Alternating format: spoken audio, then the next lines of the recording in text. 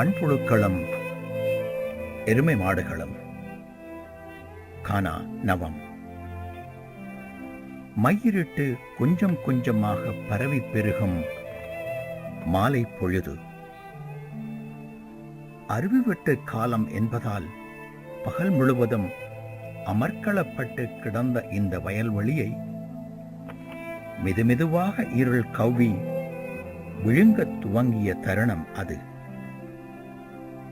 வெள்ளாப்போடு வெளிக்கிட்டு இரை தேடி பறந்து பசியாறிக் கொண்ட பறவைகள் ஆர்ப்பாட்டம் ஏதுமின்றி தனியாகவும் சோடி சோடியாகவும் கூட்டம் கூட்டமாகவும் அவரை பற்றித்தான் தமக்குள் பேசி பறைந்தபடி தத்தமது இருப்பிடங்கள் நோக்கி பறந்து கொண்டிருந்தன.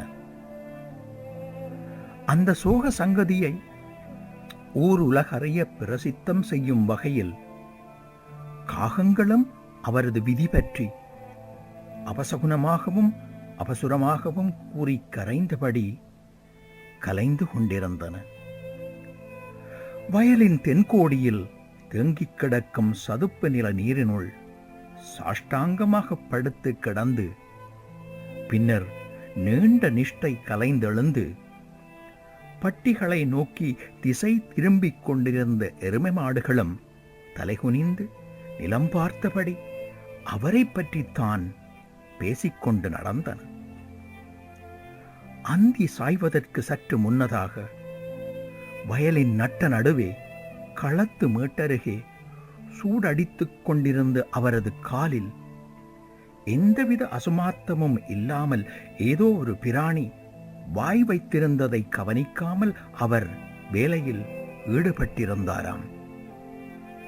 5 நிமிடத்தில் ஆள் கருத்து, கண் சொருகி, வாயால் நுரை கக்கி, கைகால் குத்தி இழுத்து சரிந்து வீழ்ந்து போனாராம். விஷகடி வைத்தியரிடம் கொண்டு போக ஏற்பாடு செய்வதற்கிடையில் ஆள் சட்டென மோசம் போய்விட்டாராம்.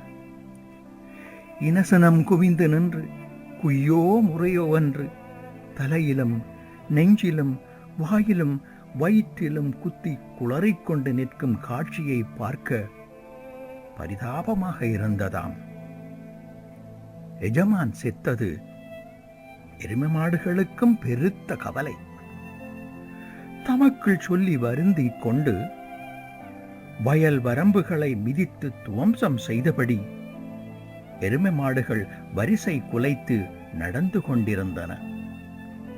அவற்றுள் ஒன்று, ஐயோ பாவம், ஒரு பாம்பு கடிச்சுத்தான் அந்த நல்ல சீவன் மோசம் போக வேண்டியதாய் போச்சு என்று தலையில் அடித்து அழா குறையாக கூறி சென்றது. ஈர வயல் வரம்பின் ஓரமாக இணைந்து பிணைந்து மயங்கி முயங்கிக் கொண்டிருந்த 2 மண்புழுக்களில் ஒன்று சட்டென தலையை தூக்கி அந்த எரும மாடுகளை பார்த்து உரத்து சொன்னது, பாம்பெண்டால் பிறகென்ன, நாங்கள் கடிப்பம் தானே.